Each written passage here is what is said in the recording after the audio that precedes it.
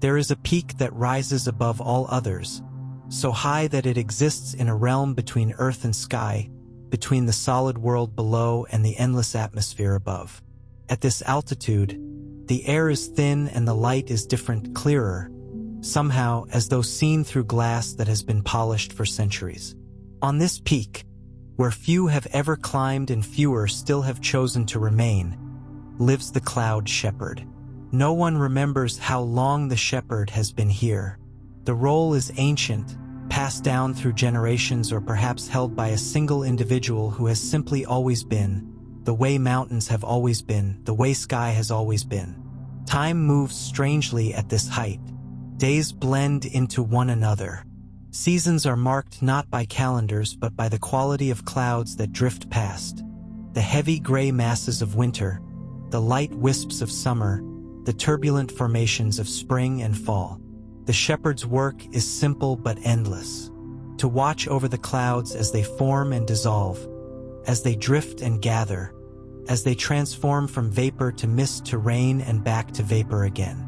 To guide them gently when guidance is needed. To witness their slow dances across the sky. To be present for their birth and their fading, their moments of glory and their quiet dissolutions. This is not work that can be rushed. Clouds move according to their own time, shaped by wind and temperature and pressure systems that span continents. They cannot be herded like sheep or cattle. They can only be observed, appreciated, and occasionally, with the lightest touch, encouraged in a particular direction. The shepherd understands this, has always understood this, and so the days pass in patient watching, in gentle attention, in a silence broken only by wind and the occasional distant thunder. This is the story of one cycle of clouds, if cycles can be said to exist where time flows so strangely. The story of what it means to tend something as ephemeral as mist, as vast as sky, as beautiful as light made visible.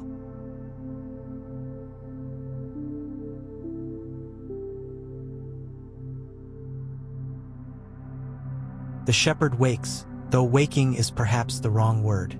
At this altitude, sleep and waking blur together. There are periods of rest and periods of activity, but the boundary between them is soft, permeable. Dreams continue into waking, and waking carries the quality of dreams. The shelter is simple, a small stone structure built into the mountainside, barely large enough for a sleeping mat, a few supplies, a small stove for warmth. The walls are thick stone, the roof is slate, and there are no windows because windows are unnecessary when the door opens directly onto sky. The shepherd rises slowly, joints stiff from the cold and the altitude. The air inside the shelter is frigid, breath misting white, fingers numb. But this is normal. This is simply how things are at this height, where the world below seems distant as memory, where the sky presses close like a living presence. Outside, the world is nothing but light and air.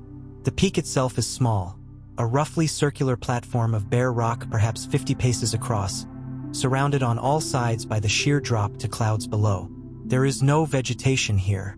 At this altitude, nothing grows. The rock is ancient, worn smooth by wind and ice, scattered with a fine coating of frost that never quite melts even in summer. The shepherd stands at the platform's edge, looking out into the vastness. Below, far below, is a sea of clouds, a rolling landscape of white and gray that extends to the horizon in all directions. The clouds are thick this morning, a solid-seeming floor that obscures the world beneath. Somewhere down there are valleys and forests, rivers and towns, the busy lives of people who never look up, who never think about what happens above the weather they complain about. But here, there is only sky and cloud and the thin cold air between them. The shepherd breathes slowly, deliberately, pulling the cold air deep into lungs that have adapted to this altitude over years or decades or lifetimes. The breath mists white, hangs in the air for a moment, then dissipates, becoming part of the atmosphere, indistinguishable from cloud. The work begins, as it always begins, with observation. The shepherd walks slowly around the platform's perimeter, eyes scanning the cloudscape below and the clear sky above. This morning's assessment: the cloud layer is thick and stable, sitting at approximately the same altitude it held yesterday and the day before. The clouds are stratocumulus, layered, relatively flat, with some gentle undulation but no dramatic vertical development. They are peaceful clouds, content clouds, requiring little guidance. Above, the sky is clear and deep blue, the color of infinity. No cirrus wisps, no high-altitude ice crystals catching the light. Just pure empty blue, stretching forever. The shepherd notes these conditions without judgment. There are no good or bad cloud formations, only different ones. Each type has its own character, its own beauty, its own way of moving through the sky. The shepherd's role is not to prefer one over another, but to observe them all with equal attention, to appreciate each for what it is. Still, there is something particularly peaceful about mornings like this. The thick cloud layer below creating the illusion of a second surface, a second ground. The clear sky above providing endless space. And the shepherd suspended between them, existing in the narrow band where earth becomes sky, where solid becomes ephemeral. The shepherd returns to the shelter, prepares a simple breakfast. Tea made from melted frost, a piece of hard bread that must be softened in the tea before it can be eaten. The food is plain but sufficient. At this altitude, hunger is different anyway, muted, less urgent. The body seems to need less when it exists in such rarefied air, when it spends its days doing work that is more contemplative than physical.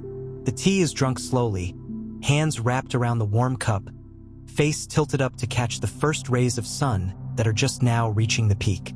The sun at this altitude is bright and direct, unfiltered by the atmosphere that shields those below, provides light but little warmth. Still, the shepherd sits in it gratefully, absorbing what heat there is, letting it penetrate cold, stiffened muscles. When the tea is finished and the cup washed and put away, the shepherd dresses for the day's work. Layers of wool and leather, worn soft by constant use. A wide-brimmed hat to shield eyes from the intense sunlight. Thick gloves that allow for dexterity while protecting from cold. And a long staff, smooth wood polished by years of handling, useful for balance on the uneven rock and for the occasional gentle guidance of clouds. Thus prepared, the shepherd steps back out onto the platform and begins the day's true work, the work of watching. The shepherd settles onto a smooth boulder near the platform's eastern edge, a spot worn into a comfortable seat by countless previous sittings. The staff rests across the lap. The eyes gaze out across the cloudscape, soft focus, taking in everything and nothing, alert without straining.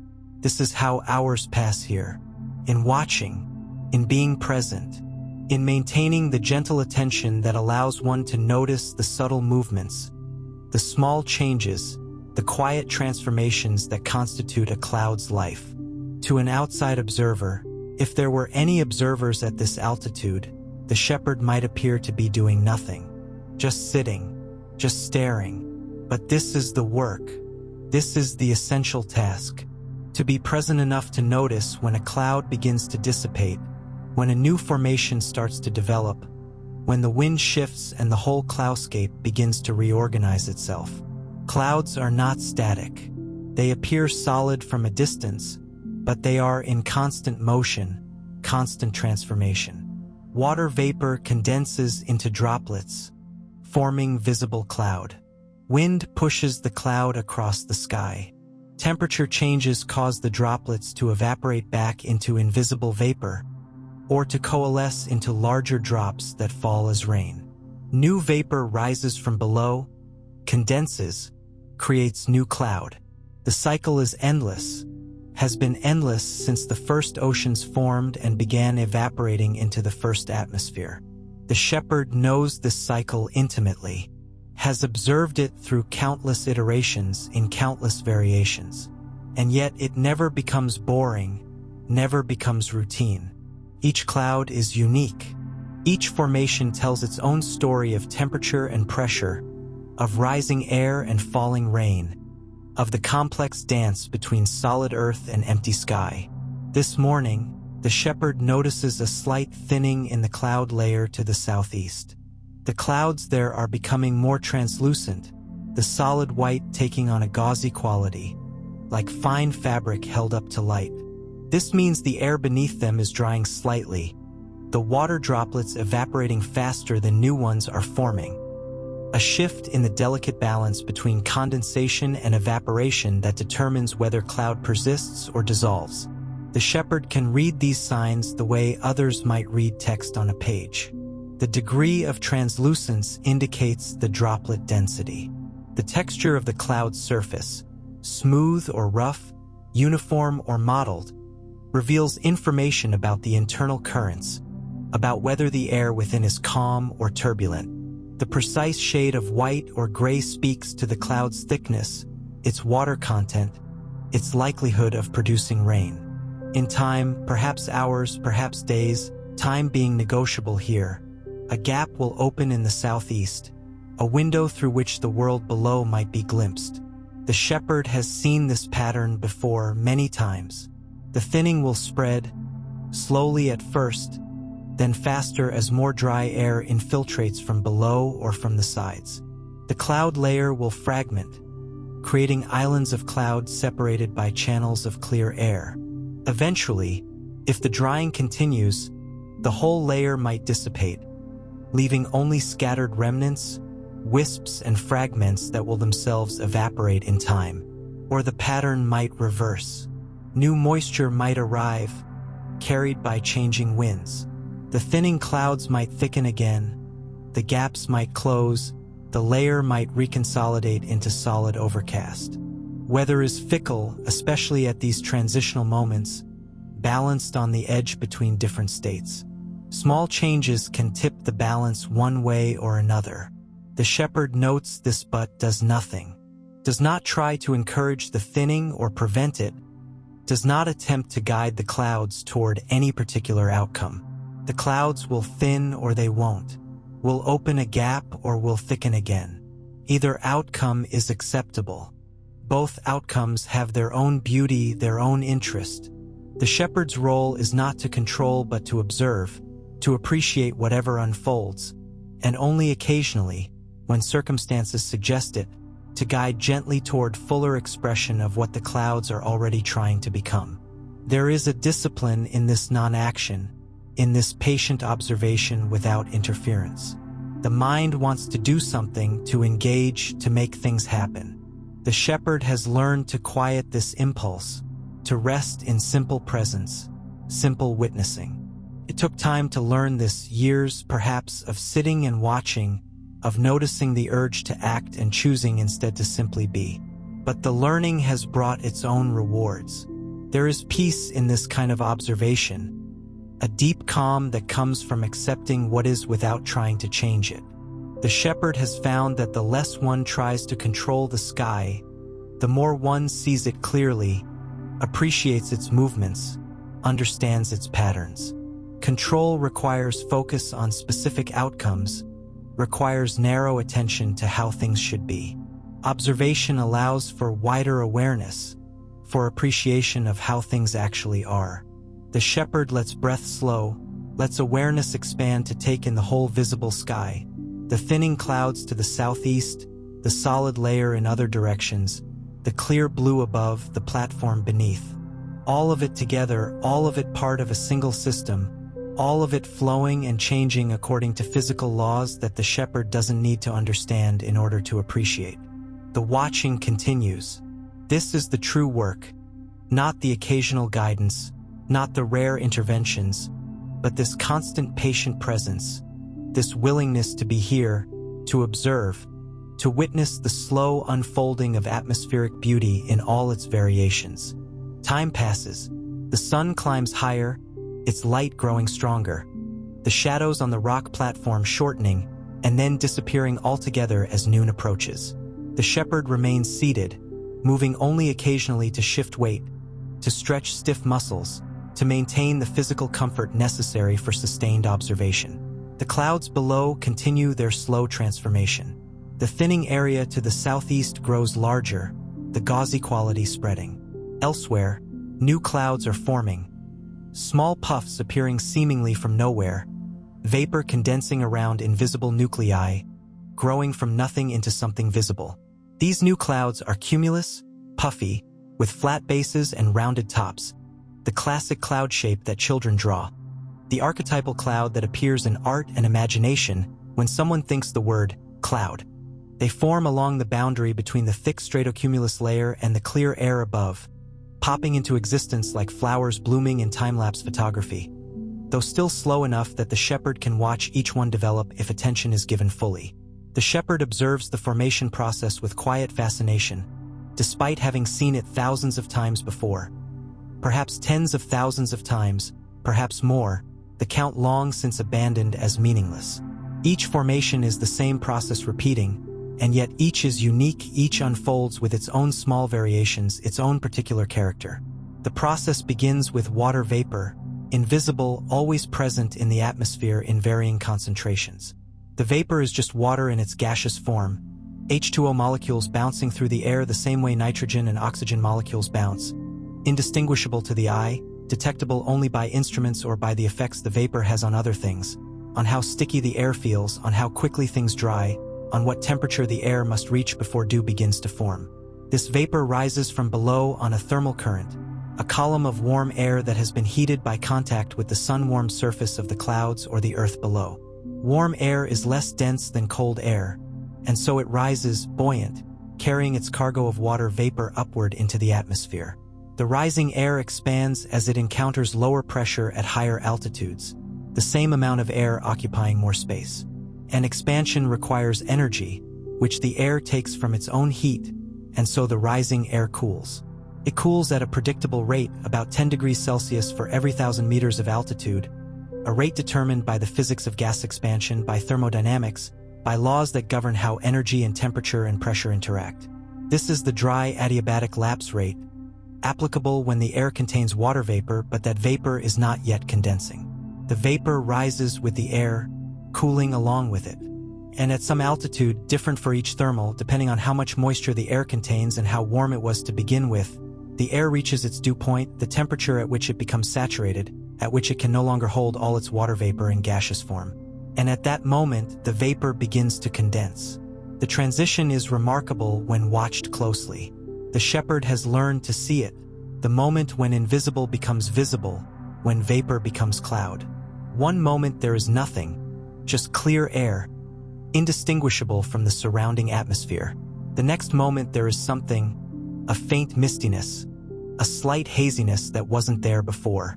The mist thickens rapidly, water molecules clustering together, forming microscopic droplets that scatter light, that become visible as white or gray depending on their density and the angle of illumination. A small white puff appears, seemingly from nothing, hanging in the air. This is cloud birth, the moment of formation, vapor made manifest. The puff grows as more vapor rises and condenses. The thermal that created it continues to rise, continues to cool, continues to release its moisture as visible droplets. The cloud expands upward and outward, its flat base marking the exact altitude where condensation began, its rounded top marking the highest point the thermal has reached so far. The shepherd watches one such cloud forming now, directly in the line of sight, perhaps 2 kilometers away and slightly below the platform level. It starts as a small wisp, barely noticeable. But within minutes, 5 perhaps or 10 time being less important than the process itself, the wisp has grown into a definite puff, and the puff is developing the characteristic cauliflower texture of cumulus, its surface not smooth but bumpy, composed of many smaller bulges and protrusions. These bulges are the cloud's internal structure made visible. Each one marks a slightly different updraft within the cloud, a slightly different thermal finding its way upward, each competing with the others, jostling for space, creating the complex surface texture. The cloud is not a static object but a dynamic process, constantly being created on its upwind/updraft side and constantly dissipating on its downwind/downdraft side, maintaining its overall form through this constant creation and destruction. The shepherd finds this endlessly interesting, that what appears solid and object-like is actually a process, a pattern maintained by constant flow, like a waterfall that keeps its shape even though the water forming it is constantly changing. The cloud the shepherd sees now is not the same cloud that will be seen a minute from now, even though it will appear to be the same. Every water molecule in it is moving, flowing, being replaced by new molecules arriving in the updraft, evaporating into the air on the cloud's edges. The cloud persists but is never the same cloud from moment to moment. This cloud in particular catches the shepherd's full attention now because it is growing vigorously, showing more energy than most. The shepherd can see it building upward, adding height in visible increments. 10 meters higher than it was a minute ago, 20 meters, 50. The updraft feeding it must be strong, must be carrying moisture-rich air up from below at significant speed, creating conditions favorable for rapid growth. The cloud's top continues to climb, 100 meters above its base, 200, 500. It's becoming a substantial cumulus now, no longer a small puff but a real cloud, a presence in the sky. The flat base remains at the same altitude, that's the condensation level, determined by temperature and humidity, and those haven't changed, but the top continues to rise as the updraft penetrates higher and higher into the atmosphere. The shepherd stands now the better to observe this development, to track the cloud's growth. The staff comes to hand automatically, a tool that has become almost an extension of the body, its weight and balance familiar, comfortable. The cloud rises further. Its top reaches the level of the platform, then continues past it. The shepherd tilts back slightly, watching it climb overhead. 1,000 meters above its base now, 1,500, 2,000. This is vigorous development, unusual for this time of day, for these conditions. Something is driving this cloud to grow with unusual intensity. The cloud's upper surface is brilliantly white where it catches the full sun, the water droplets scattering light in all directions with almost painful brightness. The shepherd squints slightly, eyes adapting to the intensity. The cloud's edges are sharply defined against the blue sky. This is a young, energetic cloud, full of life force, its boundaries crisp where the moist air inside meets the dry air outside. But then the shepherd's practiced eye notices something. A slight asymmetry is developing in the cloud's structure. The eastern side is growing faster than the western side, pushing upward more vigorously, while the western side lags behind. The cloud is beginning to lean, to lose its balanced vertical growth, developing a tilt that becomes more pronounced with each passing minute. The shepherd observes this development with quiet interest, considering what it means. Asymmetric growth usually indicates wind shear, different winds at different altitudes, blowing at different speeds or in different directions. The eastern side of the cloud is probably encountering a stronger updraft or weaker wind resistance or both, allowing it to build faster. The western side is being held back, possibly by stronger winds aloft that are tilting that part of the cloud, preventing its vertical development. This creates a problem for the cloud. The asymmetry will increase stress on its internal structure. The faster-growing eastern side will continue to pull ahead, stretching the cloud, creating internal tensions. If this continues, the cloud might tear apart, the eastern and western portions separating, becoming two smaller clouds or dissipating entirely as the organized structure breaks down. The shepherd watches this process develop, considers it carefully. This is one of those moments that require decision, to intervene or not, to attempt gentle guidance or to let natural processes unfold without interference. The shepherd's general practice is non-intervention. Clouds form and dissipate according to atmospheric dynamics. They don't need guidance to be what they are. The sky is full of clouds that grow and dissolve without any help, following the physics of their formation, creating their own beauty through simple adherence to natural law. But there are exceptions. Sometimes a cloud is trying to become something, is reaching toward some potential, and only needs slight assistance to overcome a temporary obstacle. Sometimes the difference between a cloud that tears apart prematurely and a cloud that reaches its full magnificent development is just a small adjustment to the airflow, a gentle encouragement toward balance. The shepherd senses that this is one of those times. The cloud is vital, energetic, full of potential. Left alone, it will probably tear apart within the next 10 or 15 minutes, its energy dissipating, its moisture scattering, its brief life ending before it achieves the full vertical development it seems to be reaching for. With help, with the gentlest of guidance, it might instead balance itself, might straighten its growth, might become one of those towering cumulus that climbs thousands of meters into the sky, that dominates the visible atmosphere, that demonstrates the full power and beauty of atmospheric convection. The shepherd decides. Will help, will guide. The staff extends, reaching out toward the leaning edge of the cloud. Of course, the staff doesn't actually reach the cloud. The cloud is 2 kilometers away, far beyond any physical contact. But the staff isn't meant to touch. It's meant to disturb the airflow, to create subtle patterns in the wind that surrounds the shepherd, patterns that will propagate outward, that will influence the currents around the cloud, that will encourage the air to flow more evenly, to support the cloud's full development rather than pulling it apart. The shepherd begins to move the staff through the air in slow, deliberate arcs. The movements are tiny, measured in centimeters, barely visible to any observer. But even small movements can create ripples in airflow, especially when repeated rhythmically, when timed to work with the natural oscillations already present in the atmosphere. The shepherd is not pushing the air, not trying to force it to do anything. That would be futile. Air doesn't respond to force at this scale. Instead, the shepherd is suggesting, is creating small perturbations that give the air permission to flow in slightly different patterns, patterns that happen to support more balanced cloud development. The movements are intuitive rather than calculated. The shepherd has done this enough times that conscious thought is unnecessary. The body knows what to do, the hands know how to move the staff, awareness knows where to place attention.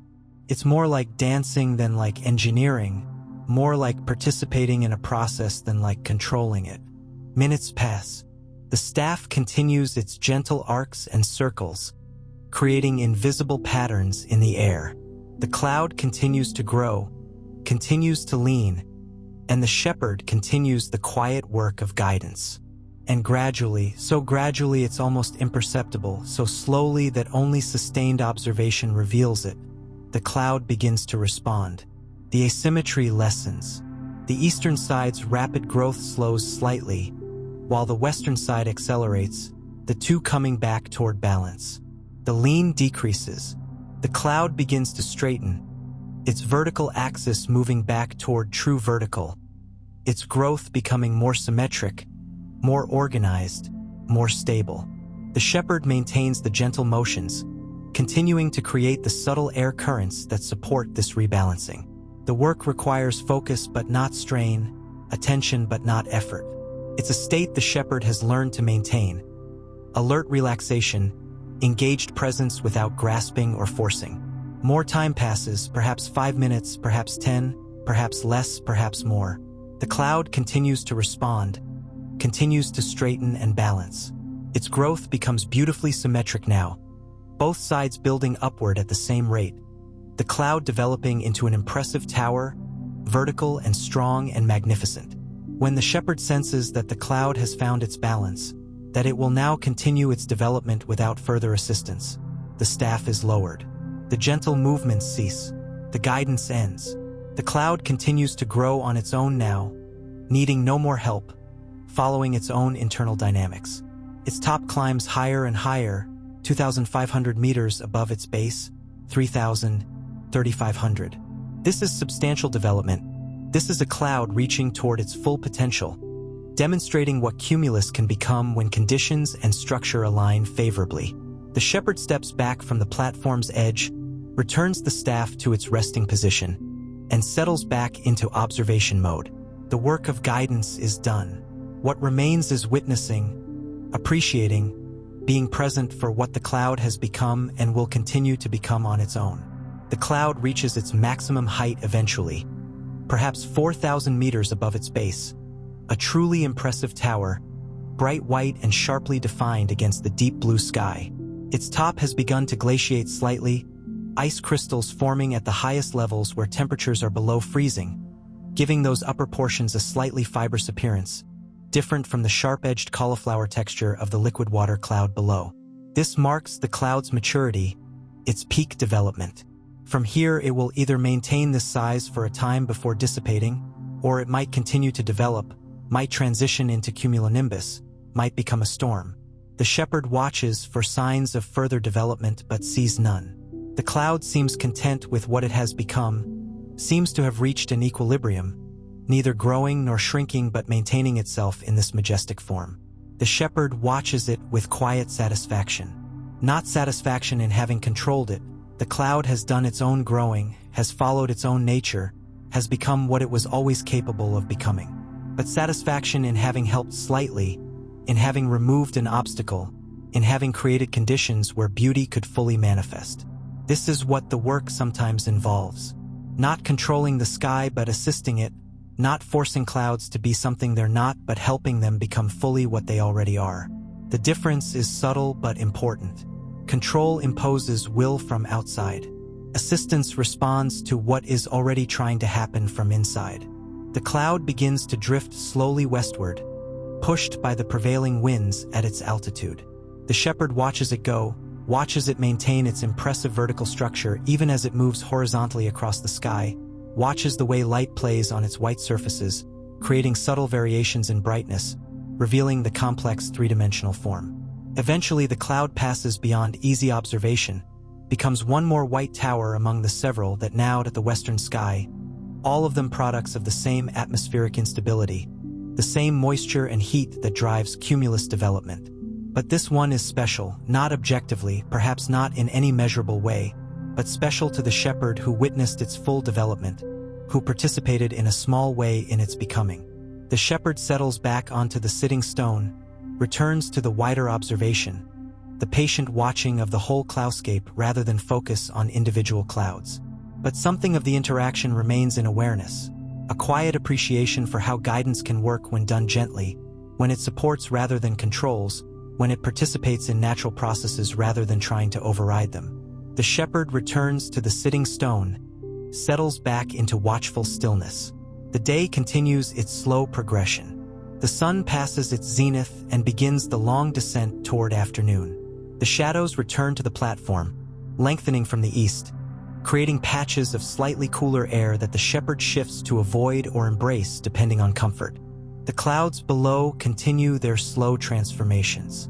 The gap that had been forming to the southeast has opened wider now, a blue water hole in the white sea, through which glimpses of the world below are visible, dark green that might be forest, a thin silver line that might be a river, a tiny cluster of structures that might be a village. The shepherd observes these glimpses without particular interest.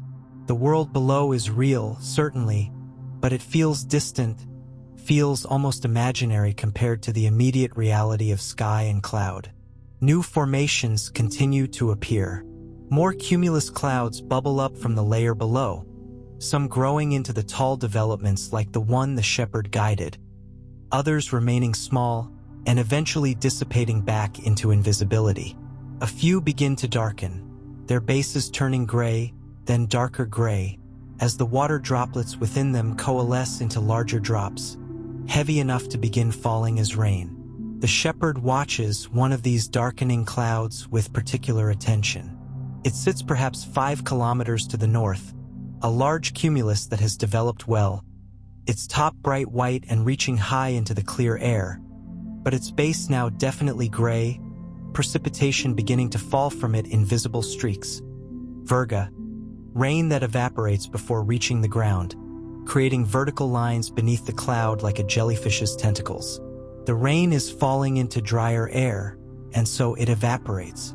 But the evaporation cools the air, makes it denser, and dense air sinks. The shepherd can see this happening. The cloud's base beginning to bulge downward, a subtle sagging as the cooled air pulls down. If this continues, the cloud might develop a full downburst, a dramatic rush of descending air that could disrupt the stable layer below, could trigger the formation of new clouds, could change the whole character of the cloudscape. The shepherd considers this, evaluates whether intervention might be appropriate. But no, this is a natural process, potentially dramatic but not harmful. Let it unfold. Let the cloud do what clouds do. The shepherd's role is to witness, not to prevent every change, not to keep the sky static and unchanging. And so the shepherd simply watches as the cloud develops its downburst, as the cooled air rushes down and spreads out upon reaching the cloud layer below, creating ripples in that layer, disturbing its smooth surface. The disturbance propagates outward like rings on water, and where it passes, small new clouds form, popcorn cumulus appearing in response to the altered airflow. The whole process takes perhaps 20 minutes, perhaps longer. Time is hard to measure when one is simply watching, simply being present. But eventually the downburst exhausts itself. The descending air warms and loses its momentum. The cloud that created it begins to dissipate, its energy spent. The ripples in the cloud layer below fade. The new small clouds that formed in the disturbance persist for a while. Then they too begin to evaporate, their brief lives ending as quickly as they began. Everything returns to relative calm. The cloud layer settles back into its gentle undulations. The clear sky above remains clear. The shepherd's platform remains suspended between the two, a point of stillness in a slowly changing world. The afternoon deepens. The sun continues its descent, the light taking on the warmer tones of approaching evening, gold instead of white, creating different plays of shadow and brightness on the clouds below. Some clouds that were invisible in the harsh noon light now reveal themselves, their subtle topography made visible by the angled illumination. The shepherd notices details that weren't apparent earlier.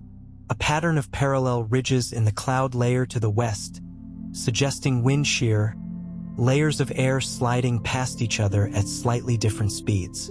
A spiral structure forming far to the south, a loose vortex where air is rotating slowly around a low-pressure center. Nothing dramatic, not a storm, just one of the many circulations that are always happening in the atmosphere, usually invisible but sometimes leaving traces in cloud patterns.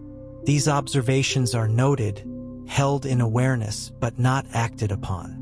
They are simply phenomena, simply the atmosphere doing what atmosphere does.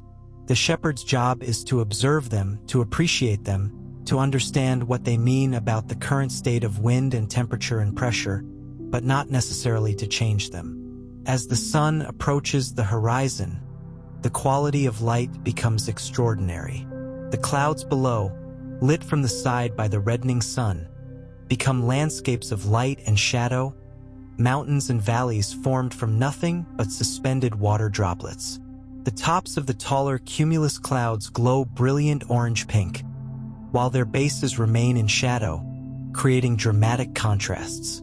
The shepherd stands to watch this, knowing it will be brief, knowing that the best light lasts only minutes as the sun approaches and then crosses the horizon. But those minutes are worth standing for, worth giving complete attention to. The colors deepen. Orange becomes red, red becomes magenta, magenta becomes a purple so deep it's almost beyond naming. The clouds seem to be on fire, seem to be glowing from within, though of course they're only reflecting light, only showing the sun's light filtered through increasing thicknesses of atmosphere. And then, in what feels like a single moment but must be several minutes, the sun touches the horizon and sinks below it. The brilliant colors fade rapidly, the fire going out, the clouds returning to white and gray. The sky above fades from blue to purple to the deep indigo of early night. The shepherd remains standing, watching as the last light drains from the sky, watching as stars begin to appear overhead. First the brightest ones, then more and more as the darkness deepens. The clouds below become invisible, just a dark mass that obscures the lower sky, but their presence is still felt, still known. When full darkness has fallen, the shepherd returns to the shelter, lights a small oil lamp, prepares a simple evening meal. The day's work is not quite finished. There will be another observation before sleep. But for now, there is food and warmth and the quiet satisfaction of a day spent in patient attention. The meal is eaten slowly, in silence. There is no one to talk to here, and the shepherd long ago stopped talking to themselves. Silence has become natural, comfortable, the default state. Thoughts arise and pass without needing to be vocalized. The mind has learned to rest in observation without the constant narration that characterizes most human consciousness. After the meal, the shepherd banks the small fire in the stove, steps back outside for the night observation. The stars are brilliant at this altitude, undimmed by atmospheric haze, unchallenged by any artificial light. The Milky Way is a river of light across the sky, so dense with stars that it seems almost solid, almost cloud-like itself. The shepherd's eyes, adapted to darkness now, can see the vague outline of the cloud layer below, can distinguish its mass from the clearer air around it. There is no moon tonight, and so the clouds are dark, visible only as an absence of stars in the lower sky. But the shepherd knows they're there, can feel their presence, can sense their slow movement even without seeing it. The clouds are never truly still, never truly static. Even in darkness, even unseen, they continue their transformation, their drift, their patient dance between earth and sky. The shepherd stands in the darkness, breathing the cold, thin air, feeling the wind that never quite stops at this altitude, listening to the silence that is not quite silence. There is always the soft rush of wind, the occasional creak of ice expanding in cracks in the rock, the distant rumble of thunder from storms too far away to see. This is the shepherd's world. Not the daylight world of visible clouds and clear blue sky, but this too, the night world of stars and invisible mist, of cold and wind and silence. Both are part of the work, both require attention and presence. Eventually, cold begins to penetrate even the heavy layers of clothing, and the shepherd returns to the shelter. The lamp is extinguished, the sleeping mat is unrolled. The shepherd lies down, pulls a heavy blanket over, and drifts towards sleep. But sleep, as always at this altitude, is not quite sleep. It's a lighter state, a drifting, awareness continuing even as the body rests. The shepherd dreams of clouds, as always, dreams of their formations and dissipations, their colors and shapes, their slow migrations across the sky, dreams that are indistinguishable from memories, from observations, from the waking work that fills the days.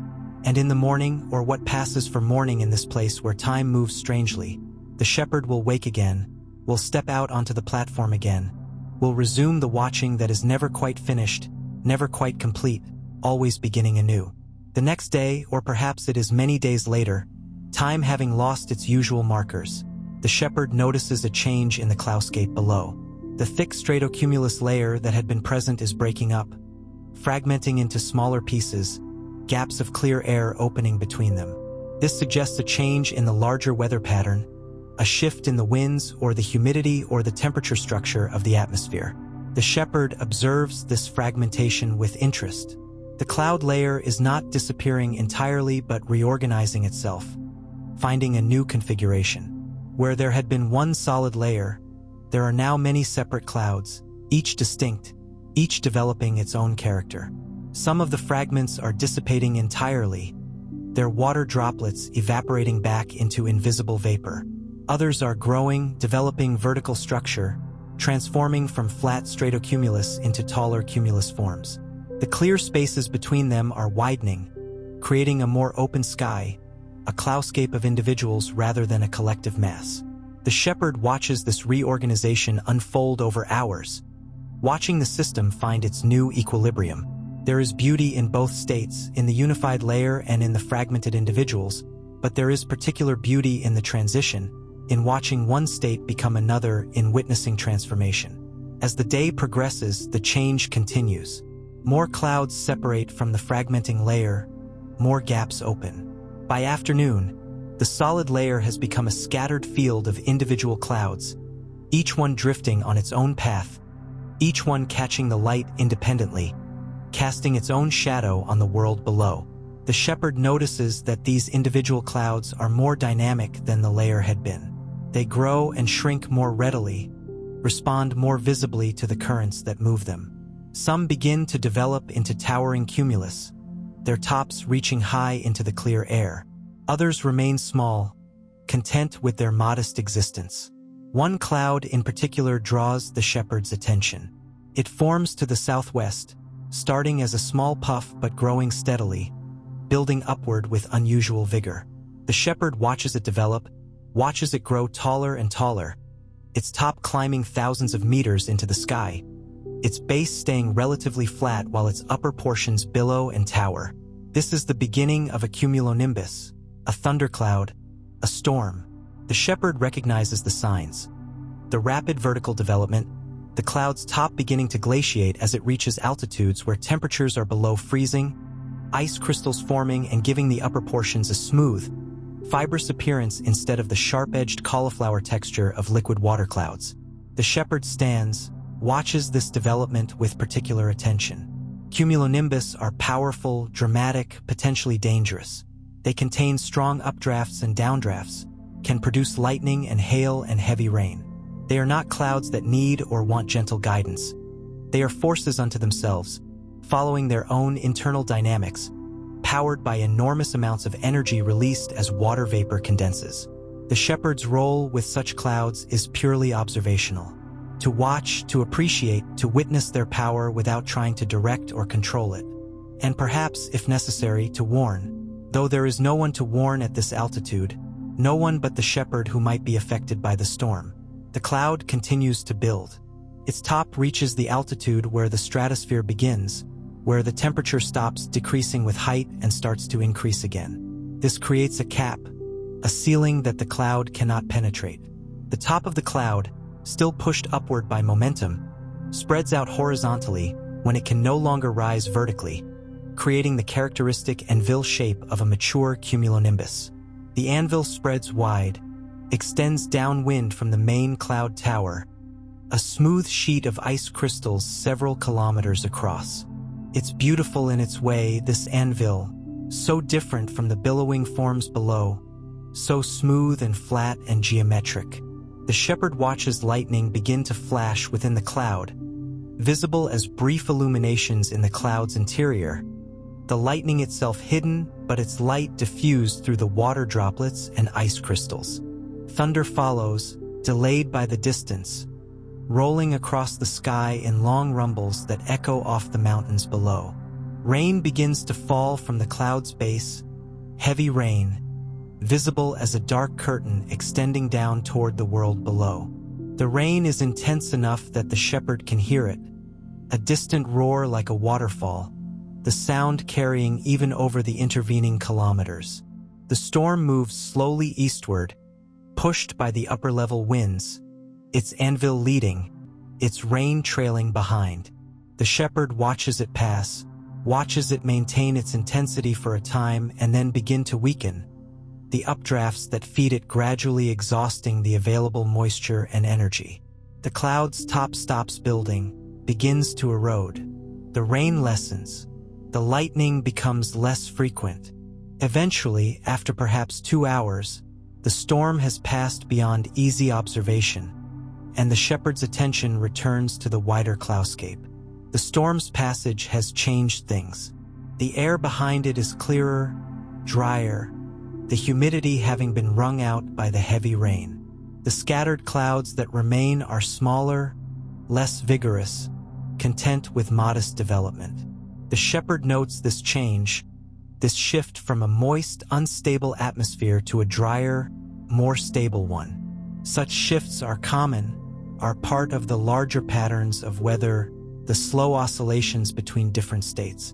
Tomorrow or the next day or the day after that, moisture will return, instability will develop again, and new clouds will form. For now, though, there is relative quiet. The scattered clouds drift peacefully, growing and dissipating in gentle cycles. The clear areas between them are wide, allowing long views of the sky above and occasionally of the world below. The shepherd settles back into the rhythm of observation, the patient watching that fills the hours. There is always something to observe, always some small change or development to notice, but the urgency is less now, the drama of the storm having passed. This is the more common state. Not excitement but quiet persistence, not transformation but gentle continuity. Days pass in this way. The dry, stable air persists for a time, and the cloudscape remains relatively sparse. Individual clouds scattered across the sky, none developing into anything particularly dramatic. The shepherd watches them all, appreciates their modest beauty, their quiet existence. Then, gradually, conditions begin to shift again. The shepherd notices an increase in humidity, can feel it in the air, can see it in the way the clouds begin to develop more readily, growing larger, lasting longer before dissipating. The clear gaps between clouds begin to fill in. The scattered individuals begin to merge and organize. Over the course of what might be a day or might be several days, time has become particularly fluid lately, one period of observation blending into another. A new pattern emerges. The clouds organize into lines, rows of cumulus clouds oriented northeast to southwest, parallel to each other, separated by clear lanes of sky. These are cloud streets, a phenomenon that occurs when there are regular patterns of rising and sinking air. Where air rises, clouds form. Where air sinks, the sky stays clear. The rising and sinking organizes itself into parallel rolls, and clouds mark the rising portions, creating the appearance of streets or lanes stretching across the sky. The shepherd finds these cloud streets particularly beautiful. There is something pleasing about their organization, their geometric regularity emerging from the complex chaos of atmospheric dynamics. They demonstrate that nature, left to its own devices, often finds patterns, creates order from disorder. The shepherd walks slowly along the platform's edge, looking along the length of the cloud streets, watching them extend to the horizon in both directions. Some clouds in the streets are small, others larger, but all are aligned, all part of the same pattern. The clear lanes between them are perfectly parallel, creating corridors of blue sky between the white cloud lanes. A thought arises in the shepherd's mind, not quite in words but in a feeling. This is why the work matters. Not because the shepherd can control the clouds or make them do anything they wouldn't do naturally, but because someone should see this. Someone should witness this beauty, should appreciate these patterns, should be present for these moments when the sky organizes itself into art. The clouds will form and dissolve regardless of whether anyone watches them. The patterns will emerge whether witnessed or not. But there is value in the witnessing itself, in the conscious appreciation, in the attention that says, "This matters. This is beautiful. This is worth being present for." The shepherd stands at the edge of the platform, looking along the cloud streets, breathing the thin cold air, feeling the wind, and for a moment, just a moment, there is a sense of deep rightness, of being exactly where one should be, doing exactly what one should be doing. Then the moment passes, as moments do, and there is simply the watching again, the patient observation, the next breath and the next and the next. The cloud streets persist for a time, then gradually break down as the wind pattern that created them shifts. The clouds become less organized, more randomly distributed. Some grow larger, others dissipate. The clear lanes fill in with new clouds. The pattern dissolves back into the general complexity of sky. The shepherd watches this dissolution with the same attention that was given to the pattern's formation. Both are interesting. Both are worthy of observation. The creating and the destroying are two parts of the same process, equally necessary, equally beautiful in their way. And so the work continues as it always continues, as it has always continued since the shepherd first came to this peak, or since the first shepherd came, whichever that was. The watching, the witnessing, the occasional gentle guidance when it seems appropriate.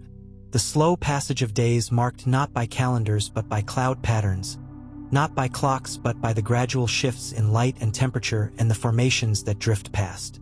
There comes a period when very few clouds form. The shepherd wakes or emerges from rest, the boundary between sleeping and waking being less distinct than it once was, back in some previous life that might have been lived by someone else entirely, to find the sky almost entirely clear. Below, instead of the usual sea of clouds, there is empty air, A clear view all the way down to the world below, thousands of meters down through atmosphere so transparent it seems not to exist at all, down to forests and valleys and the thin ribbon of a river catching the morning light like a silver thread laid across dark green fabric. Above, the sky is that deep blue that comes only at high altitude, a blue so pure and saturated it hardly seems like a color at all but rather like the essential nature of distance, of space, of the vault of heaven arching over the world. Unmarred by any cloud, any haze, any imperfection. Empty, vast, silent in a way that even the usual silence of this place isn't quite silent, because usually there is at least the sound of wind moving across cloud surfaces, the subtle rustle of air flowing around and through vapor masses, the faint hiss of moisture condensing or evaporating. Now there is only the wind across bare rock, and the emptiness, and a silence so complete it has texture, has weight, presses against the ears like physical presence. The shepherd stands at the platform's edge, looking out into this emptiness with an attention that is different from the usual watching. This is not observation of clouds but observation of their absence, not witnessing of formation but witnessing of void. It's unusual, this level of clarity, this degree of emptiness. There are almost always some clouds, even if only high cirrus wisps painting delicate patterns across the upper atmosphere, or distant cumulus too far away to tend but close enough to mark the horizon with white. But today, if it is a single day, if this condition won't persist for many days, transforming the shepherd's work into something entirely different, there is nothing. The shepherd's first response, rising unbidden from some deep place, is a kind of mild concern. Not worry, exactly, worry would be too strong, too active an emotion for someone who has learned to rest in acceptance, but a gentle questioning. Are the clouds all right? Have they gone somewhere else, drawn by conditions more favorable than those here? Is there some disruption in the atmospheric patterns that should be noted, understood, perhaps addressed if addressing were possible? But then, as the shepherd settles more fully into the observation, into the reality of what is rather than what is expected or familiar, recognition comes. This is simply a dry period, one of those times when the conditions for cloud formation are temporarily absent. A time when the air throughout the visible atmosphere is too dry, or too stable, or both, to allow condensation, to permit the visible manifestation of water vapor. The air is not actually empty of water, of course. Water vapor is always present in the atmosphere, an invisible component as fundamental as nitrogen or oxygen. Even in the driest conditions, there are water molecules bouncing through the air, mixing with the other gases, ready to condense if conditions should favor it. But right now, at this moment, those conditions don't exist. The air is too dry, humidity too low, for vapor to condense at any altitude within sight. Or perhaps the air is too stable, no thermals rising, no vertical motion to cool air to its dew point, making condensation impossible even if humidity were adequate. This is natural, the shepherd realizes. This is part of the cycle, part of the larger pattern of atmospheric behavior. There are times of clouds and times of clear sky, times of formation and times of absence, and both are necessary, both are normal, both are the sky being exactly what sky is. And so the concern fades, dissolves like morning mist under sun, replaced by acceptance, by the quiet willingness that has become the shepherd's default state. Willingness to be present for whatever conditions exist, whether they are the dramatic thunderstorms or the busy cloudscapes full of formation and dissipation, or the empty silence of a perfectly clear sky, the absence that is itself a kind of presence, the void that reveals what is always there beneath the visible weather. The shepherd sits, settles onto the familiar stone seat, even though there is, in one sense, nothing to observe. But that sense is limited, incomplete. There is always something to observe. The quality of light, for instance, it's different in clear air, sharper somehow, less diffused than when filtered through even thin cloud. Colors are more saturated, contrasts more pronounced. The shadows are darker, the highlights brighter, the world presenting itself in higher resolution than usual. And the visibility, it extends to distances that are normally obscured by atmospheric haze, by the inevitable scatter of light through air that contains moisture and dust and the various aerosols that make atmosphere rather than vacuum. On a normal day, even a clear day, visibility from this altitude might extend 50 or 60 kilometers before the horizon becomes indistinct, lost in haze. Today, visibility seems unlimited. The shepherd can see to the horizon in every direction, can distinguish details that are normally invisible, individual peaks on distant mountain ranges, the precise shape of valleys, the exact course of rivers, the clear boundaries between different types of forest. The world below is suddenly, startlingly visible. The shepherd looks down at that world, at the forests and valleys that are usually hidden beneath cloud, at the landscape that exists beneath the sky the shepherd tends. The forests are vast, stretching across entire mountain ranges, dark green masses broken by lighter areas where rivers carve their valleys, or where high meadows interrupt the tree line. The shepherd can see individual clearings, can distinguish the different shades of green that mark different tree species or different elevations or different aspects receiving different amounts of sun. There are signs of human presence too, though sparse at this distance. A thin line that might be a road, following a valley floor, connecting distant settlements. A cluster of structures too small to see individually but visible as a lighter patch against the dark forest. Smoke rising from chimneys into the still morning air. Fields, perhaps, rectangular patterns that don't occur in nature, suggesting cultivation, agriculture, human manipulation of landscape. The shepherd observes all this with interest but without particular connection. That world down there is real, is populated, is full of human activity and concern. But it feels distant, almost theoretical, like something described in a book rather than something immediately experienced. The shepherd's reality is here on this platform, at this altitude, in this thin air. The world below belongs to others, to people living lives the shepherd once lived or might have lived in some other existence. Still, there's something moving about seeing it so clearly, about being reminded that the clouds the shepherd tends eventually rain on those forests, water those rivers, fill those valleys with mist and fog, affect in small ways the lives of the people in those distant settlements. The work here connects to that world even though the shepherd rarely sees it, even though the connection is invisible and indirect. The shepherd's gaze lifts from the world below to the empty sky above. The blue is extraordinary, deeper and purer than any blue the shepherd has ever seen except from this altitude. At sea level, the sky appears light blue, pale, diluted by the thickness of atmosphere between observer and space. Here, with much of that atmosphere below rather than above, the blue is darker, more saturated, approaching the indigo that marks the transition to the black of space itself. Looking up into this blue creates a kind of vertigo, a sense of falling upward into infinite distance. The sky seems to have depth, seems to recede forever, layer after layer of empty air stretching up and up and up until atmosphere gives way to vacuum, to the realm where air molecules become so sparse that sky stops being blue and becomes black, where stars are visible in daytime, where the sun blazes white and harsh without atmosphere to soften it. The shepherd has experienced this vertigo before, knows it well, knows to be careful with it. The mind can become lost in that vastness if one isn't grounded, if one allows awareness to follow the eyes too far into that infinite blue. It's like staring into an abyss, except the abyss is above rather than below, and instead of darkness it offers this overwhelming immensity of empty light. But the shepherd has learned to work with this sensation rather than against it.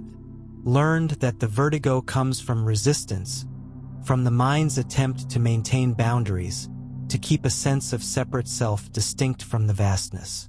When resistance relaxes, when the mind allows itself to expand into the space it's observing, the vertigo transforms into something else. Not comfort exactly, but a kind of vast peace and acceptance of being small, of being temporary, of being one tiny point of awareness in an incomprehensibly large universe. The shepherd sits with this, allows awareness to expand upward into the blue, allows the sense of separate self to soften and blur, allows the boundary between observer and observed to become permeable. This is a kind of meditation, though the shepherd doesn't call it that, doesn't call it anything. It's just what happens when one sits very still and looks very carefully at the empty sky. Time passes. How much time? Impossible to say. The sun crosses the sky. The shadows will around the platform, but the shepherd barely notices.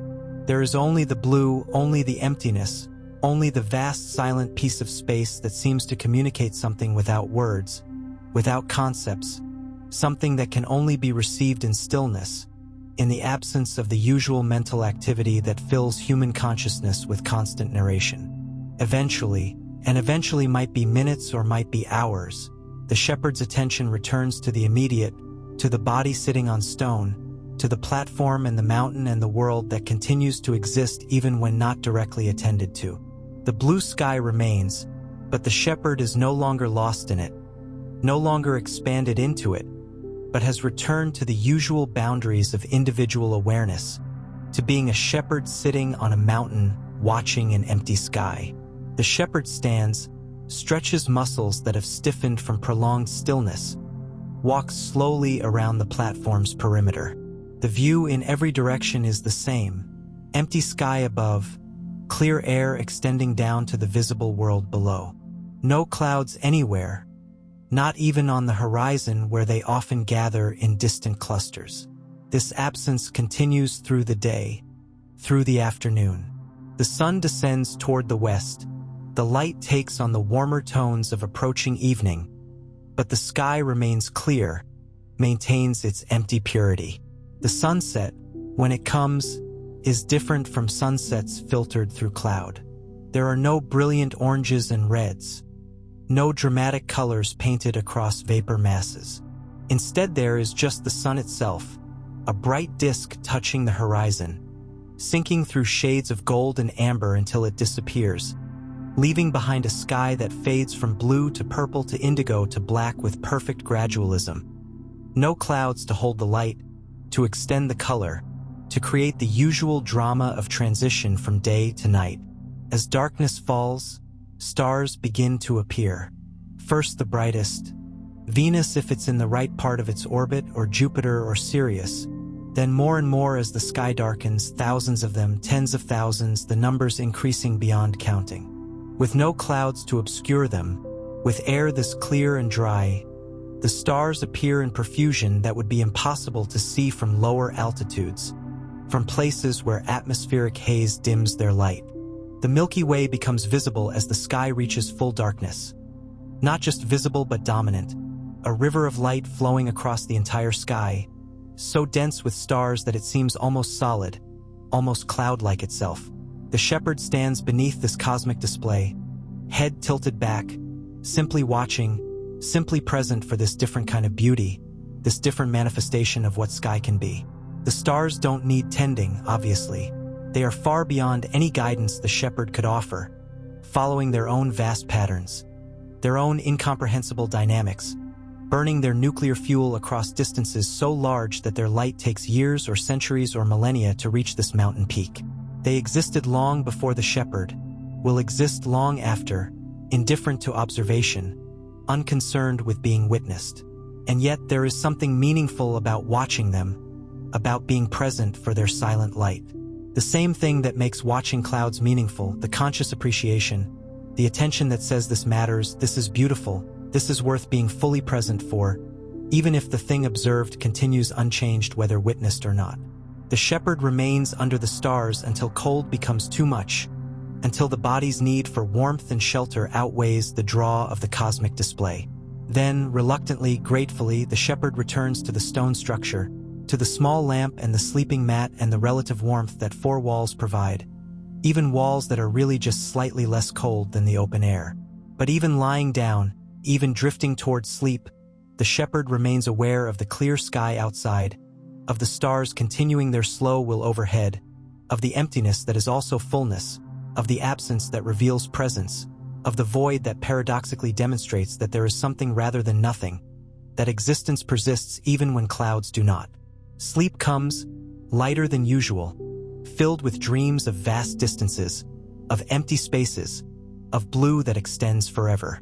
And in the morning, or what the body's rhythms suggest is morning, even though sleep was so intermittent that night and day barely distinguished themselves, the shepherd wakes to find that the sky has changed again. The clouds have returned. Not dramatically, not with any announcement or fanfare. They are simply there again when the shepherd steps outside, a scattering of small cumulus dotting the sky to the east, humble in their reappearance, modest in their numbers, as though they had never been gone, as though the clear day had been the aberration and this gentle cloudiness the normal state that reasserts itself when given opportunity. The shepherd greets them silently, not with words but with the quality of attention that returns, with the resumption of watching, with the quiet gladness that comes from seeing familiar forms reappear after absence. The work continues. The clouds drift and change. The shepherd observes and occasionally guides.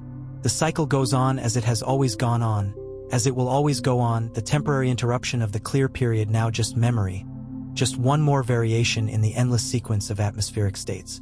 But something has shifted slightly, subtly. The period of clarity, of emptiness, of pure blue sky and infinite stars, has created a kind of reset, a fresh beginning. The shepherd's attention feels renewed, sharpened, as though the absence of clouds has made their presence more noticeable, more precious, more worthy of the full, careful observation that is the shepherd's gift and task and purpose. Days pass, or perhaps it is weeks, the distinction having long since ceased to matter, ceased to have any relevance in a place where time flows according to its own rules, where duration is measured not by clocks but by cloud formations, by the slow turning of weather patterns, by the patient cycling of atmospheric states. The scattered clouds that returned after the clear period gradually become more numerous, more organized, less like random individuals and more like participants in some larger pattern that is beginning to assert itself. The atmosphere is shifting into a different state, becoming more unstable, more energetic, preparing for something. The shepherd notices the signs accumulating, recognizes the pattern. The clouds developing more rapidly than they had been, growing taller before dissipating, lasting longer before their energy exhausts itself. The clear air between them becoming more turbulent, more active, filled with invisible currents that occasionally make themselves visible through the movement of birds or the drift of high cirrus wisps. The wind at platform level picking up, becoming more variable in direction, shifting from northwest to west to southwest over the course of hours, suggesting complex patterns of air movement at different altitudes, suggesting that the atmosphere is reorganizing itself, that pressure systems are developing, that the simple pattern of recent days is giving way to something more complex. Something is building. Some larger pattern is organizing itself, gathering energy, preparing to manifest. The shepherd watches this build up with particular attention, recognizing it as significant though not yet clear what it will become. A storm system, perhaps a major organized weather pattern, or simply a more active period, a time when clouds will be more abundant and more dynamic before conditions settle back into the calmer patterns that have been dominant. Over the course of what feels like several days but might be a single extended day or might be many days compressed in memory into what seems like continuity, the clouds continue to increase in number and in organization. The scattered individuals that had been present begin to merge into clusters, groups of clouds that form together, that seem to be connected by invisible bonds, that grow and dissipate in coordinated ways. The clusters themselves begin to organize into larger formations, into bands and lines of clouds that stretch across the sky, oriented in particular directions, suggesting wind patterns, suggesting that the atmosphere is developing structure, that what had been relatively homogeneous air is now differentiating itself into regions with different properties, different densities, different tendencies. And these larger formations begin to show rotation, begin to curve in ways that suggest they are part of an even larger pattern, that they are all moving around some distant center, all participating in a circulation that extends far beyond what can be seen from this one mountaintop. The shepherd recognizes this pattern immediately. Low-pressure systems are developing, centers around which air is beginning to spiral counterclockwise in this hemisphere, drawing in air from surrounding regions, organizing the random motions of the atmosphere into coherent large-scale patterns. This is the beginning of a significant weather system, something larger and more organized than the usual isolated storms or cloud fields that drift past. This is atmospheric dynamics on a grander scale, involving air masses hundreds or thousands of kilometers across, driven not just by local heating but by temperature contrasts between different regions, by the Earth's rotation creating the Coriolis effect that turns moving air into spirals, by the complex interplay of pressure and wind and moisture that creates weather systems visible from space. The shepherd has seen this pattern before, has watched major systems develop and pass many times over the years or decades or however long the tenure here has been. Each one is different in details but similar in overall structure, similar in the way they organize, the way they intensify, the way they eventually dissipate after their energy is spent. The shepherd prepares for this system as much as preparation is possible at this altitude, in this exposed location.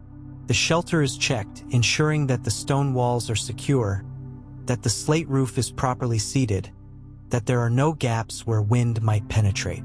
The small store of supplies is inventoried, enough tea and dried food to last through several days of storm if necessary, enough fuel for the stove to provide warmth during the worst of the weather. The stove itself is cleaned, its flue checked to make sure it will draw properly even in high winds. These preparations are not born of fear or anxiety. The platform has weathered countless storms, has stood here exposed to wind and rain and snow for longer than anyone remembers. The shepherd has lived through many such systems, has learned what to expect, how to endure, when to shelter and when it's safe to observe from outside. But preparation is prudent, is part of being responsible for oneself in this harsh environment, part of respecting the power of the atmosphere without being paralyzed by it. As the system continues to develop over the following period, day or days or extended time that defies categorization, the clouds become more obviously organized, more clearly part of a unified pattern. They arrange themselves in spiral arms, all rotating slowly around a center that must be somewhere to the west, out of sight beyond the horizon. The shepherd cannot see this center directly, but its presence is unmistakable from the way all the clouds are oriented, the way they all curve in the same direction, all flowing toward or away from the same invisible point, all part of the same vast circulation. The wind continues to increase. What had been gentle breezes become stronger flows, become winds that push against the shepherd's body when standing upright, that make the heavy wool clothing flap and snap, that make the staff necessary for balance when venturing near the platform's exposed edges. The temperature drops noticeably as the system brings cooler air from the north, cold air from higher latitudes sliding beneath the warmer air that had been present, creating a temperature contrast, a boundary layer that marks the storm system's advancing edge. The clouds lower gradually over time. What had been cumulus with bases well above the platform's level becomes stratocumulus as they flatten and spread, become stratus as they merge into continuous layers, the bases dropping steadily, a few hundred meters per hour perhaps, until they are at the same level as the platform, then below it. The shepherd finds themselves transitioning from being above the clouds to being within them to being below them, surrounded by gray mist, visibility dropping from unlimited to kilometers to hundreds of meters to tens of meters to nearly zero. This transition is disorienting in a way that the clear sky never is.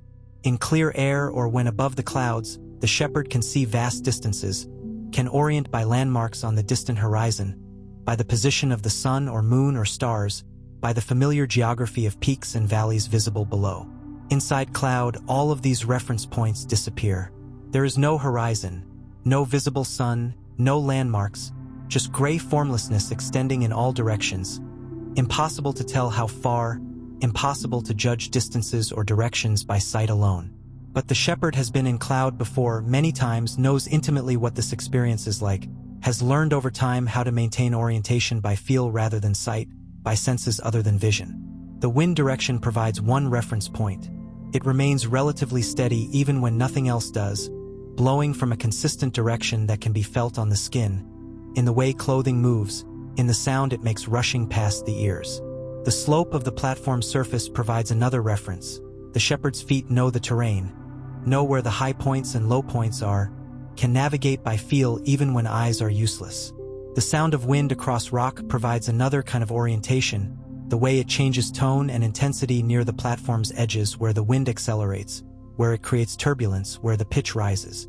The cold temperature of the mist itself, the way water droplets condense on any exposed skin and clothing, even these sensations become navigation tools, become ways of knowing where one is even when one cannot see. The shepherd moves carefully through the thickening mist toward the shelter, each step deliberate, each placement of foot testing the ground before committing weight. The shelter's dark form appears suddenly out of the gray, materializing only when the shepherd is a meter or two away, nearly close enough to touch. The door opens, the shepherd enters, and the world contracts to the small space inside for stone walls, to lamplight and relative warmth, to shelter from what is building outside. The door is left partially open despite the cold, leaving a gap through which the shepherd can maintain some connection to the outside, can continue to observe even if observation is now limited to the gray mist swirling past the opening, to the sound of wind increasing in strength, to the feeling of pressure changes as the system continues to develop. The system intensifies through the time that follows. The shepherd sits inside the shelter, listening to the storm build, feeling its energy increase, experiencing it through sound and vibration rather than sight. The wind increases in strength until it is no longer just strong but powerful, pushing against the shelter's walls with force that can be felt, that makes the stone structure itself vibrate slightly, that creates a continuous roar that drowns out all other sounds. The mist becomes rain, the transition gradual at first. Individual drops beginning to fall, scattered and intermittent, then increasing in frequency and size, light rain becoming moderate rain becoming heavy rain, drops combining in the saturated air, falling with enough force to make distinct impacts against the shelter's stone walls and slate roof, the sound changing from a gentle patter to a steady drumming to a roar almost as loud as the wind. Thunder begins to rumble in the distance, low and long, rolling across the sky in waves that seem to last for minutes, suggesting lightning in the clouds surrounding the platform, though the shepherd cannot see it through the thick mist and the shelter's walls. The thunder is not sharp cracks but deep resonant booms, the kind that comes from lightning far away, the sound having traveled long distances through the atmosphere before reaching this peak. The shepherd sits in the shelter's relative warmth, back against the stone wall, wrapped in blankets, listening to the storm, feeling it surround the small protected space, experiencing it as participant rather than observer. This is fundamentally different from the usual work of watching clouds from outside them, from above them, from a position that allows sight and distance and the ability to see patterns and make judgments about what is happening. Now the shepherd is inside the phenomenon, is part of it, is being acted upon by it rather than observing it act on other things. The storm flows around the shelter, over it, through the gaps in the stone, making its presence felt in cold drafts and mist that penetrates even closed doors, in the pressure that builds in the ears, in the way the very air seems to vibrate with energy. There is something fundamentally humbling about this experience, about being reduced from observer to participant, from one who guides to one who endures. The shepherd, who spends most time watching clouds from positions of safety and distance, who occasionally guides their development with gentle interventions, who maintains an observer's relationship with the sky, is now simply an object that the storm flows around, a small, vulnerable presence in the midst of forces far too large and powerful for any human intervention. No guidance is possible here. No intervention is appropriate. This is too large, too powerful, too beyond any human scale of action. The storm will do what storms do, will follow the physics of its own development, will exhaust its energy in its own time according to natural law. All that can be done is to be present for it, to experience it, to witness it from the inside, even though witnessing from inside means seeing very little beyond immediate sensations.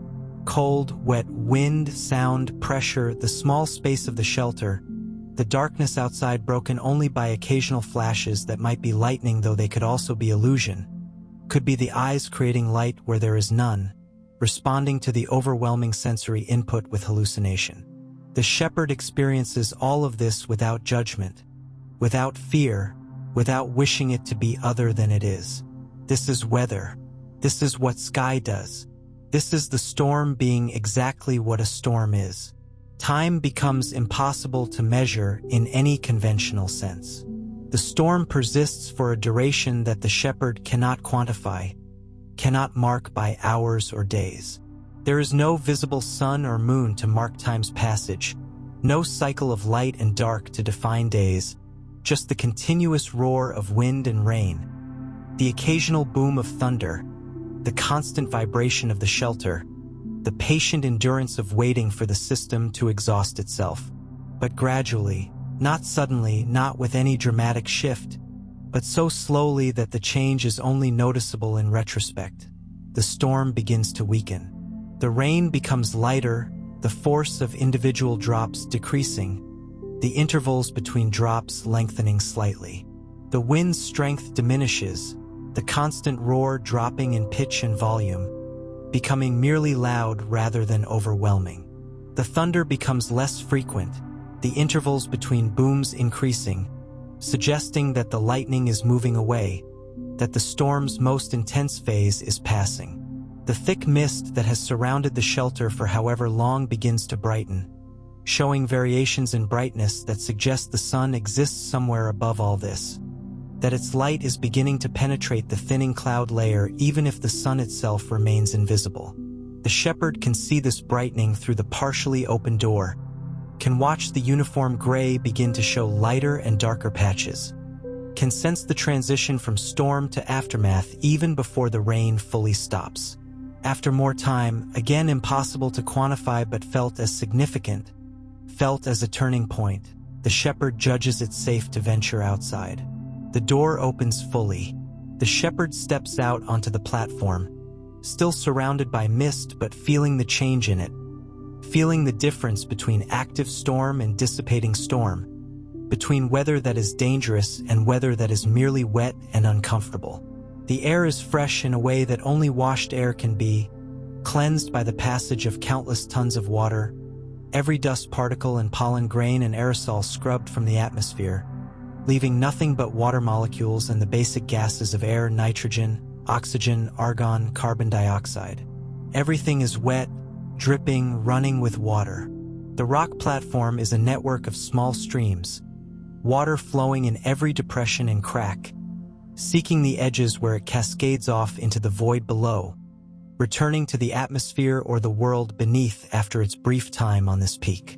Gradually, over what might be an hour or might be longer, the mist continues to thin. Visibility extends from the few meters it has been to tens of meters to hundreds.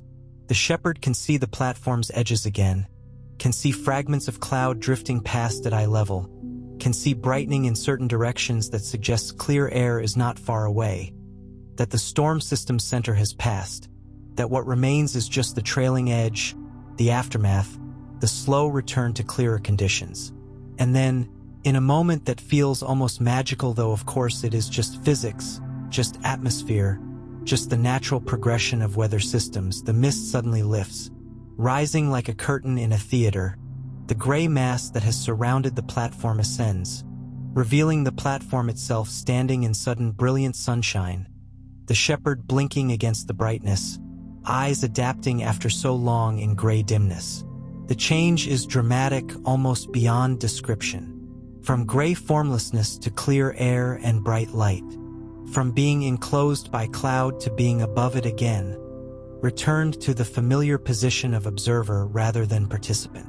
The shepherd stands at the platform's edge, wet and cold but exhilarated by the transformation, by the view that is revealed, by the privilege of seeing what has happened while enclosed in the storm's embrace. Below, the storm system is visible in its entirety, spread out like a map, like a demonstration of atmospheric dynamics made visible. A vast spiral of clouds extends to the horizon in all directions, all rotating slowly counterclockwise around a center visible to the west, the circulation obvious from this vantage point, the organization remarkable in its clarity and extent. The clouds are brilliant white where they catch the sun, dark gray on their undersides where they still carry rain, structured and layered and beautiful in their complexity, in the way they demonstrate the power of fluid dynamics, the way simple physical laws can create such intricate patterns. The shepherd can see rain falling from various parts of the system, dark vertical streaks beneath clouds, virga connecting sky to earth, and can see clear areas where rain has ceased, where the clouds are dissipating. Can see the spiral structure of the system, the way all the clouds curve around the center, can almost see the rotation happening in real time, though of course it is far too slow for that, requiring time-lapse photography to make visible, requiring the patient observation of hours to detect. This is the gift of altitude, of this particular location suspended between earth and sky, the ability to move between being inside weather and being above it, between experiencing phenomena and observing them, between submission to forces larger than self and witness to those same forces from a position of relative safety. Both perspectives are valuable. Both teach something important about the nature of atmosphere and the nature of being human in a vast universe.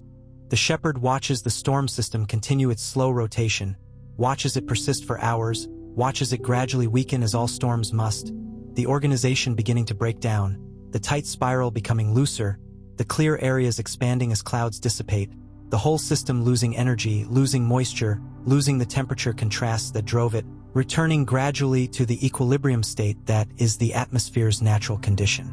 Over the course of what feels like the rest of that day and into the next, though again, time is measured more by atmospheric change than by clocks or calendars, the storm system falls apart piece by piece. The dramatic organization gives way to random distribution. The powerful rotation slows and eventually stops. The low-pressure center that had anchored the whole system, that had created the organization, fills in as air flows into it from surrounding regions, equalizes with the surrounding atmosphere, becomes indistinguishable from it. And the shepherd watches all of this, watches the creating and the destroying that are really the same process seen from different points in time, watches the dramatic and the quiet return to normalcy that is really a transition to a different kind of pattern, watches without judging one state as better than another, without preferring calm over storm or storm over calm, simply observing what is, appreciating it for what it is, being present for all of it with the same quality of attention, the same care, the same patient witnessing. This is the work in its fullness. Not just watching calm clouds on quiet days, but being present for everything the atmosphere does. The storms and the calm, the dramatic and the subtle, the organized and the chaotic, the beautiful and the terrifying, and all the gradations between. To witness it all with equal attention, equal care, equal appreciation. To honor the sky in all its manifestations, all its moods, all its infinite variations. And so the shepherd continues this work, continues watching as the storm system dissolves and conditions return to something more typical, more familiar. Continues observing as scattered clouds reappear, as the sky reorganizes itself into new patterns, as the cycle of formation and dissipation resumes its normal pace. Continues being present, continues maintaining the patient attention that is the heart and soul of shepherding. Continues standing at the edge of the world and witnessing what sky does when someone cares enough to watch.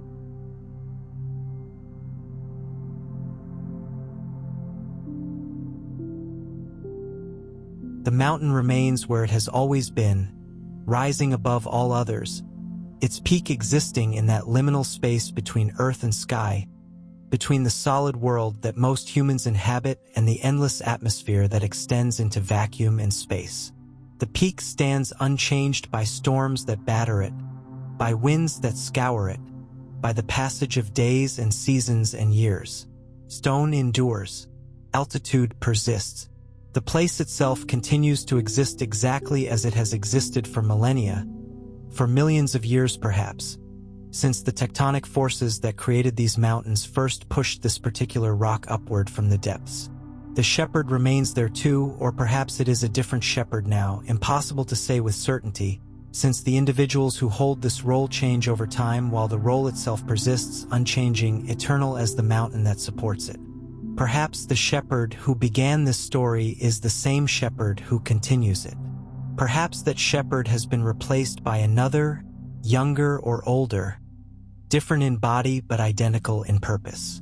Perhaps the shepherd is an office rather than a person, a function that various individuals perform but that exists independent of any particular human life. It doesn't matter.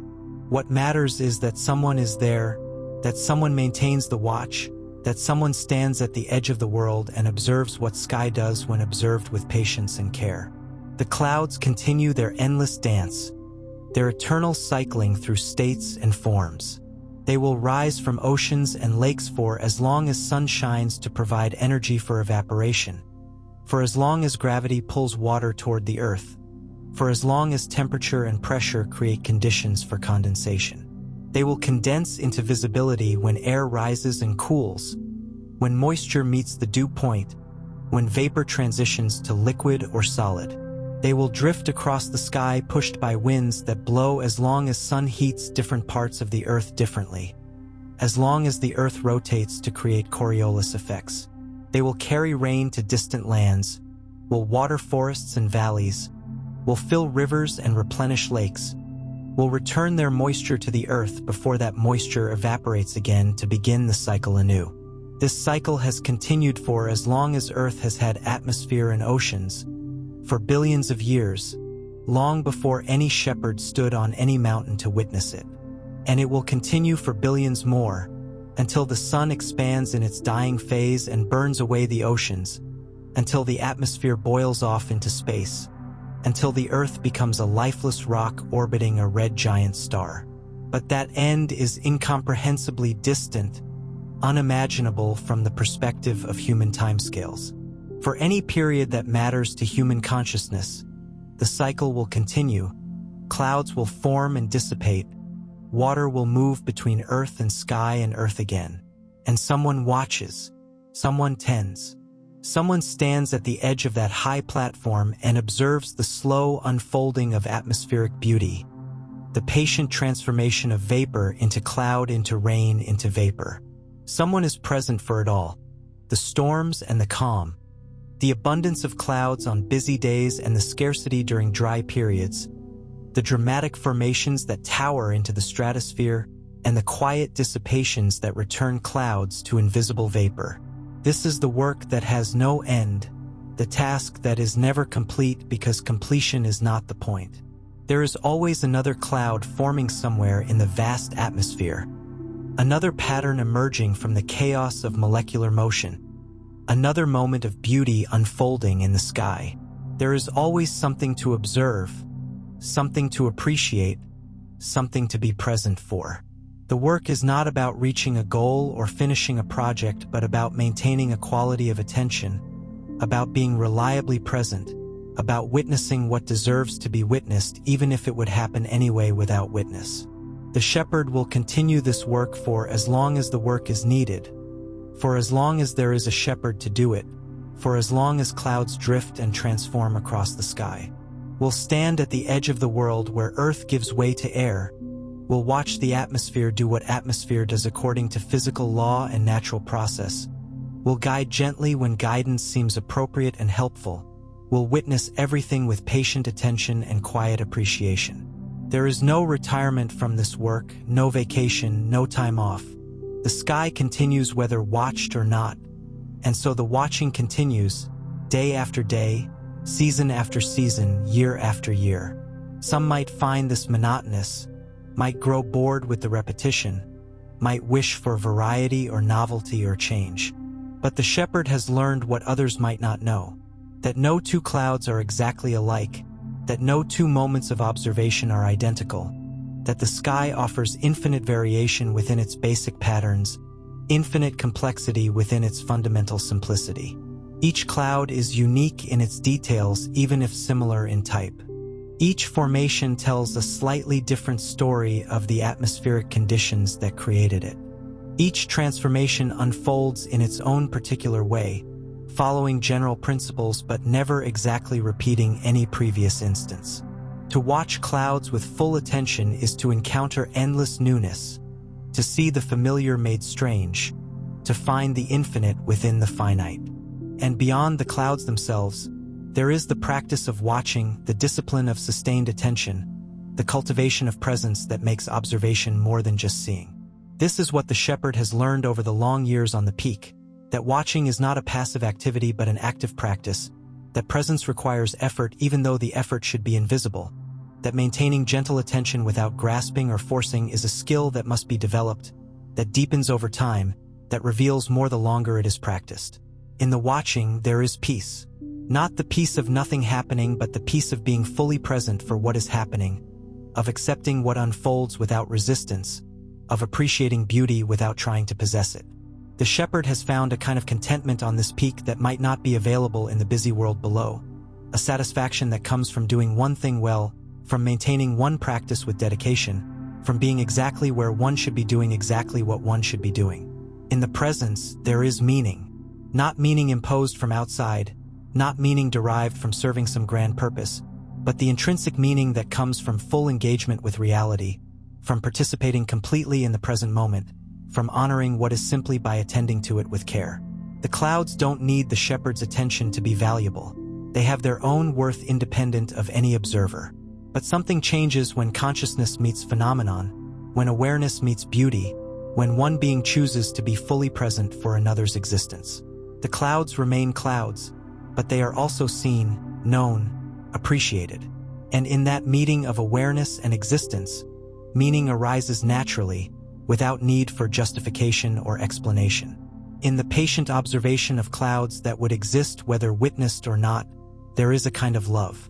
Not romantic love, not possessive love, not the love that wants or needs or demands, but the love that comes from truly seeing, from being fully present without agenda, from honoring something simply by attending to it with care and respect. The shepherd loves the clouds the way one might love a mountain or an ocean or the stars. Not because they love back, not because they provide anything, but simply because they exist, because they are beautiful, because they are worthy of attention and appreciation. This love asks nothing of its objects. The clouds don't need to be different from what they are. They don't need to perform or provide or justify themselves.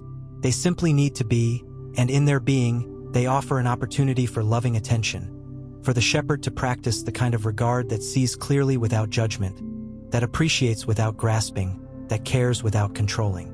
The clouds drift. The shepherd watches. The cycle continues, has always continued, will always continue for any time frame that matters to human consciousness. As long as there is water to evaporate and air to hold it and the physics that creates condensation and precipitation, there will be clouds. And as long as there are clouds, perhaps there will be shepherds, individuals or a succession of individuals who choose to stand at the edge of the world and witness what sky does, who maintain the patient attention that honors atmospheric beauty, who guide gently when guidance serves the cloud's own becoming. All is as it should be. Not perfect. Perfection is not a category that applies to natural processes, but right, appropriate, fitting. The clouds are being clouds. The sky is being sky. The shepherd is being shepherd. Each fulfilling its nature, each participating in the larger patterns that connect earth and atmosphere and sun and the vast cosmos beyond. All is well. Not well in the sense that nothing is wrong. Storms still cause destruction. Droughts still bring hardship. Weather still affects human lives in ways both beneficial and harmful. But well in the deeper sense that everything is following natural law, that the system is functioning as systems function, that the cycles continue their turning, that existence persists in its complex, beautiful dance of creation and destruction and transformation. The sky offers its beauty, moment by moment, cloud by cloud, formation by formation. And someone is there to receive it, to witness it, to honor it with careful attention. Someone stands at the edge between earth and sky and watches the endless cycling of water through its states, the endless transformation of vapor into visibility and back to invisibility, the endless dance of atmosphere doing what atmosphere does. And that is enough. That is everything. The work continues. The watching goes on. The shepherd remains, standing at the peak where few have stood, maintaining the vigil that has been maintained for longer than memory, offering the gift of attention to a sky that neither needs nor asks for it, but that becomes somehow more complete, more meaningful, for having been truly seen. The clouds drift onward, carrying their water toward distant destinations, fulfilling their roles in the great cycling of moisture that sustains all life on earth. And the shepherd watches them go, releases them without grasping, appreciates them without possessing, honors them by bearing witness to their brief, beautiful existence. And so the days continue, each one slightly different from the last, yet all fundamentally the same, each one bringing its own particular arrangement of clouds or clarity, its own specific transformations to observe and appreciate and witness. The shepherd remains on the peak through all of them, watching through all conditions, present through all weathers, maintaining the patient attention that is the heart and soul and purpose of the work. The clouds drift and change, following the physics of their formation, the thermodynamics of condensation and evaporation, the fluid dynamics of air in motion. The sky transforms from hour to hour, from day to day, from season to season, never exactly repeating any previous configuration yet always recognizably itself, always following the same fundamental patterns even as details vary infinitely. The seasons turn in their slow, inevitable cycles, marked not by calendars hanging on walls or dates in planners, but by the character of clouds that drift past. The heavy gray stratocumulus of winter bringing their patient rain, the light fair-weather cumulus of summer building and dissipating in daily rhythms, the turbulent formations of spring and fall when temperature contrasts are greatest and the atmosphere is most unstable, most prone to dramatic development. And through it all, through every season and weather pattern and atmospheric state, the shepherd watches, a point of stillness in the midst of constant change, a consciousness present for beauty that would exist whether witnessed or not, but that seems somehow more complete, more realized, more meaningful for having been truly seen, for having been honored with the full attention of one who understands what they are seeing, who appreciates not just the surface beauty but the deeper patterns, the physics and poetry together, the science and the art of clouds being clouds. This is the work. This has always been the work. This will always be the work, for as long as there is sky and someone to watch it. And the shepherd continues, day after day, breath after breath, cloud after cloud, maintaining the vigil that connects earth to sky, that honors the atmosphere's beauty, that witnesses the endless cycling of water through its transformations with patient appreciation and gentle care.